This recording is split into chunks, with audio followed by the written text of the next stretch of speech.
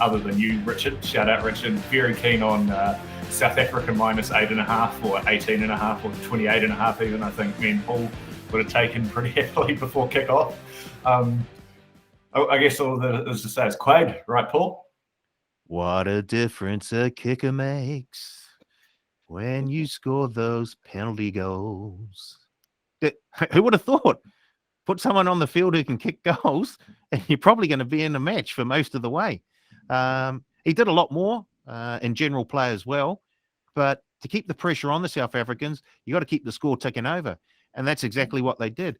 Quade, he got 7 penalties and a conversion, 23 points out of the 28 scored by the Australians, and he was involved in the try that was scored by the Australians as well.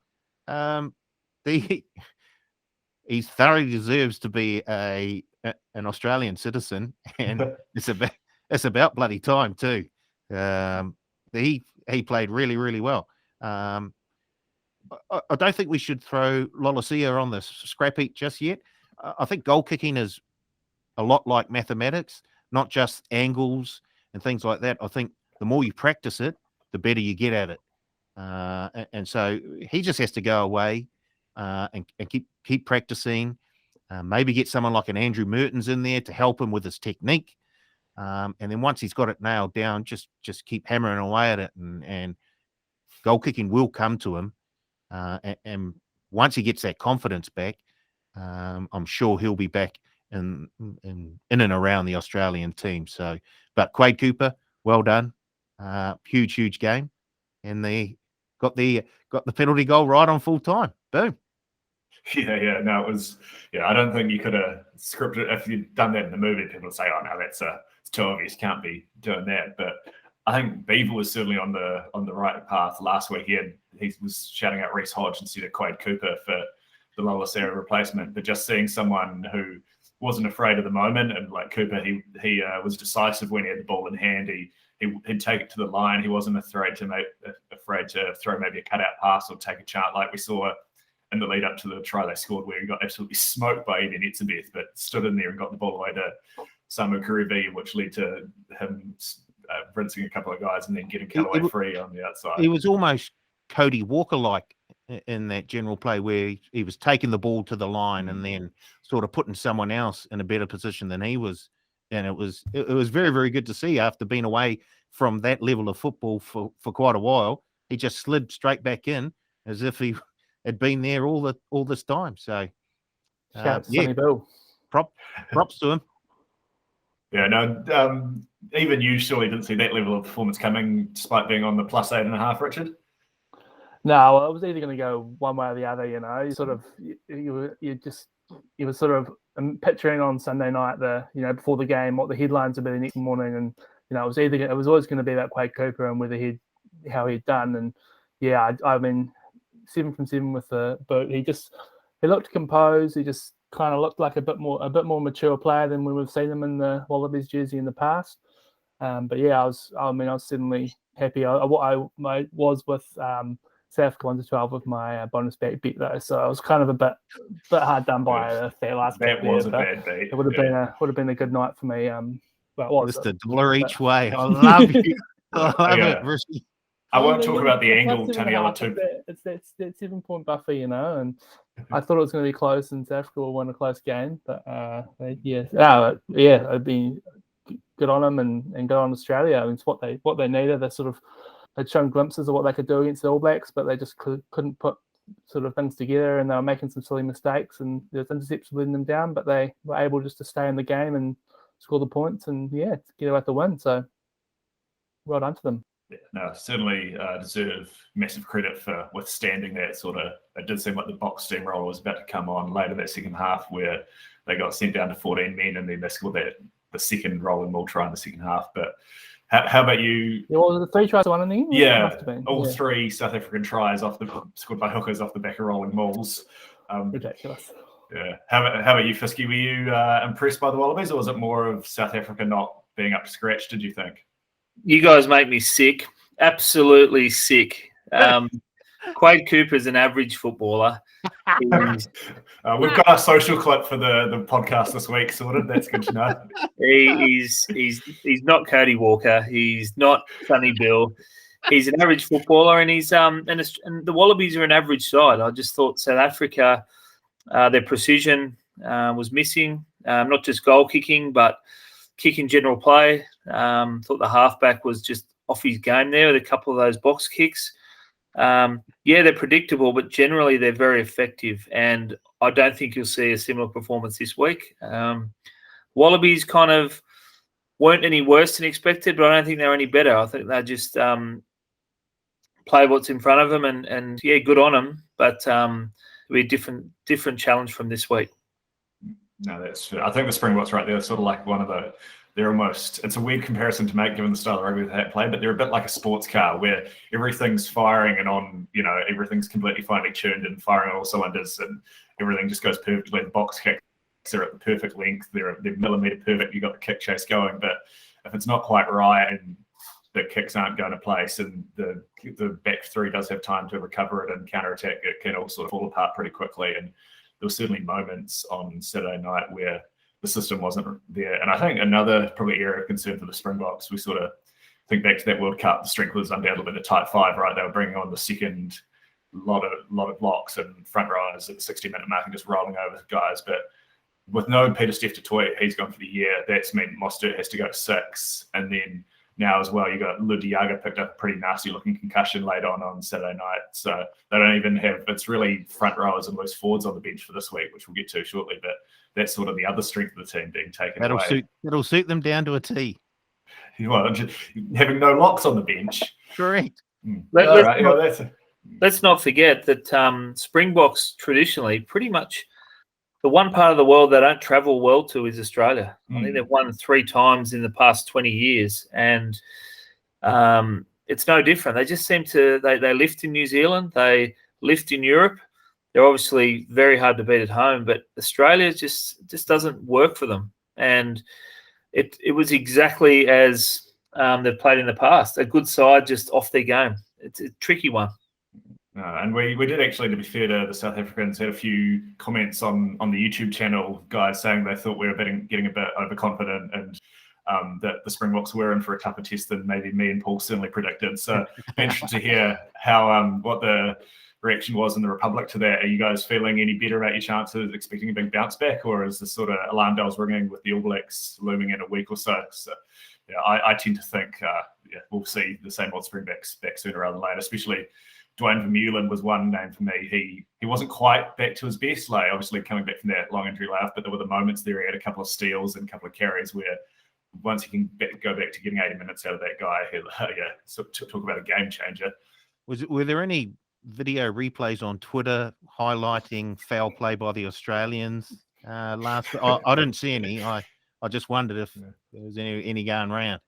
Yeah, I don't know if Jaco Johan saw what angle Tane Alatupo was pushing it in that final scrum or not, but I was certainly surprised to see that not pop up on Twitter at any stage. Yeah, but I might as well dive straight ahead into the rematch, though, because that's the game that's first up on Saturday evening, I think 7 o'clock from Suncorp Stadium. The Boks and Wallabies going at it again. Both teams are, fairly similar lineups to what we saw on Sunday evening, just 2 changes in the tight 5, South Africa with Trevor Unakane and Marvin Ori coming in for Ludiaga, as I mentioned, injured. Obviously, still no Cheslin Colby in the back 3 for South Africa, which, in terms of losses, they don't get much bigger than that at the moment. So they've just been cautious with him, aren't they? I mean, at a push, he probably could have played this weekend, but they're just being cautious with his recovery and probably going to save him for the All Blacks so he can run rings around us.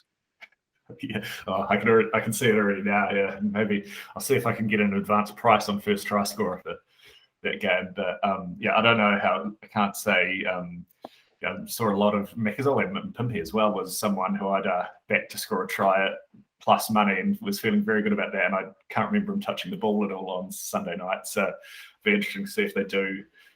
Get those guys involved more. A little quick shout out to, I think it was Tim Horan on the commentary though, who I'm pretty sure had never seen a Springboks test until Sunday night. He was just absolutely flabbergasted that Andre Pollard kept kicking the ball away. So I just don't know what he's doing. Where's he been? Yeah, did you see any of the Lions series, Tim? That's literally all they've done for the last 5 years. But, 5. yeah, yeah, but I don't know if we'll get to betting in a second. Paul, you were very keen on South Africa last week. Who do you think needs to step up for them, or we need a better performance from if they are to turn the tide on Australia this week? I guess when you have a very, very simple game plan, like the South Africans do, then you have to play that at a very high level every time for that to be successful. Otherwise, it can be broken down by the opposition. So I guess, first of all, set piece. I mean, the scrum at times just looked diabolical, the South African scrum. So certainly an improvement there. And I think with the changes, who the loose head prop coming in, I really do like the look of him. He's a big boy, gets around the field as well. I think that scrum will be a lot more solid with him in there. I just think, yeah, I'd like to see them change their game plan. I don't see it happening. It's very much based around the scrum and the 9 and the 10, and then you other guys just tackle as much of the opposition as you can. So I do expect them to be a lot more accurate in their execution, and if that happens, I think the Australians can be in for a wee bit of trouble. How about you, Richard? Taking the plus again this week?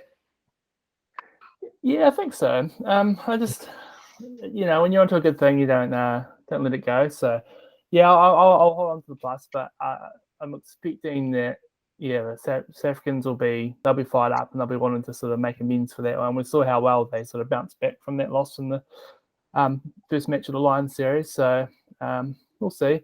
I sort of coming back to sort of like players, you were saying players who probably need to step up. I thought Pollard was probably below his best, so I probably expect a better performance for him, kicking game and general play and off the tee, as sort of Fisky mentioned. And I had sort of Mullen circled as well. He's sort of obviously getting back, coming back, but he was probably not as dominant best and maybe got sort of outplayed by some of those Australian back rowers. So those are and then Khaleesi probably let himself down a little bit with that yellow card. Lucky to stay on the field, I thought. Yeah.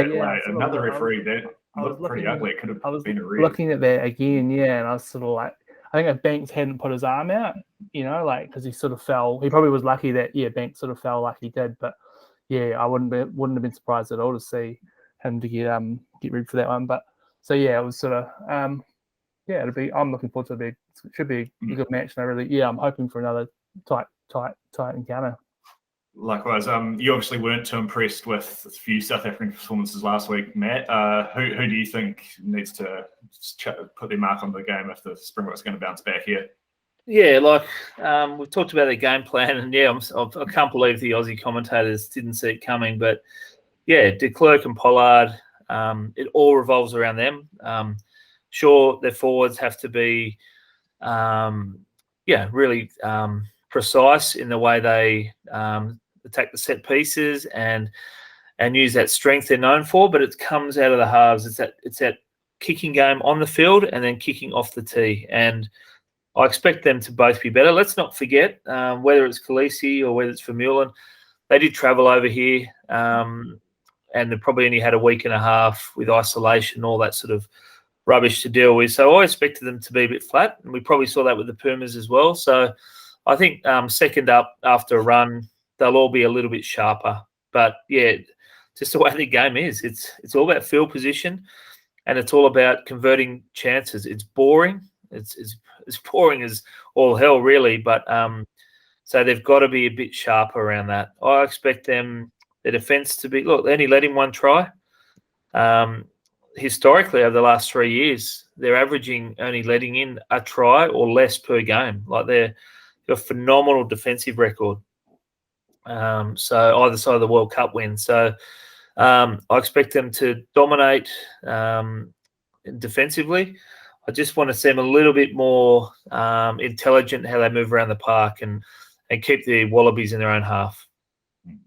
one man I think they'll be expecting a bit more from, maybe especially defensively, Damien Diolende. I've already touched on Samu Karevi, who, well, you've seen the difference he's made for the Wallabies, having him back at second five the last couple of weeks. But he was really that release valve when the Wallabies were under pressure. They could give it to him.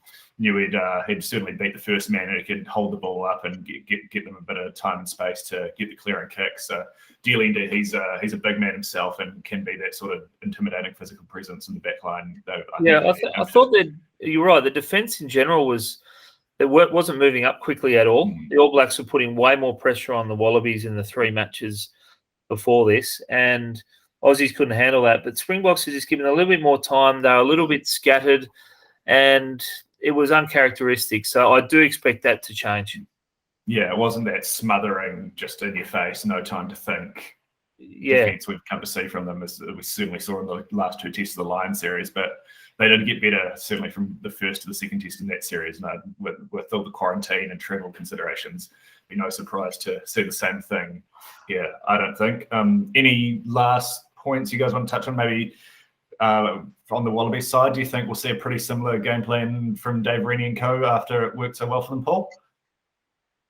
Yes, I think so. They almost did a sort of a South Africa on the South Africans. Almost, they actually gave the ball a wee bit more air, to be fair, but they got down into position. They put the pressure on. They created opportunities, and they turned those opportunities into points. And that's what you usually see a South African team do. They get down your end of the field. They put the pressure on. They create opportunities, and they turn them into points. Well, that's what the Australians did. I'm going to say that if Lolosea was there, they probably don't turn that pressure into points. So I don't see any reason why Rennie would be changing too much in terms of game plan this week. We'll just try and refine a few things, hopefully create a few more chances with ball in hand. But a lot of that will have to do with the sort of pressure that the South African defense puts on that Australian offensive line. So, getting back to your question, no, I don't think they'll change too much. I think we'll see pretty much the same sort of game plan for the Australians. I think we'll probably see Sarevi get involved a wee bit more than he did last time out. And I think we'll see Quade kicking goals again. Yeah. If I'm Dave Rennie, the entire training every day this week is spent learning out how to stop rolling balls, because boy, they did not look like they knew how to do that a couple of times when I think they could have got all the way to Brisbane, the Springboks, if they wanted to, with 2 of those ones at the end there. So yeah, that'd be the area of expertise, because it's not going to stop coming at them from the line out close, and I can tell you that much. I dare say the best improved team in terms of discipline will go a long way towards victory on Saturday night. I think both teams had 2 players sent to the bin last week. You've got to keep everyone on the field. Only the All Blacks can drop down to 14 men for 20 minutes and still win in a canter. Other teams can't do that. So you've got to keep all 15 on. I guess if you're attempting an intercept, you better bloody well get it, because don't get me started on this rule. Just about any other outcome, you're going to the bin. Yeah, that should not have been a yellow card. But yeah. Any other pointers you might have for the Wallabies, Richard? Do you think you'd like to see them do a little bit more of this week? Yeah, probably, as you say, just working on and training how to defend those rolling mauls that really hurt them, and that probably nearly cost them, very close to costing the game. They were, what was it, 3 in the 2 in the final sort of 20 minutes or something like that. They let in, and yeah, they just looked a little bit clueless there. So I'm sure that would have been noted. I mean, they've got the win. They kept it tight. They want to have another physical encounter. So I'd say they'd just be practicing pretty similar things this week.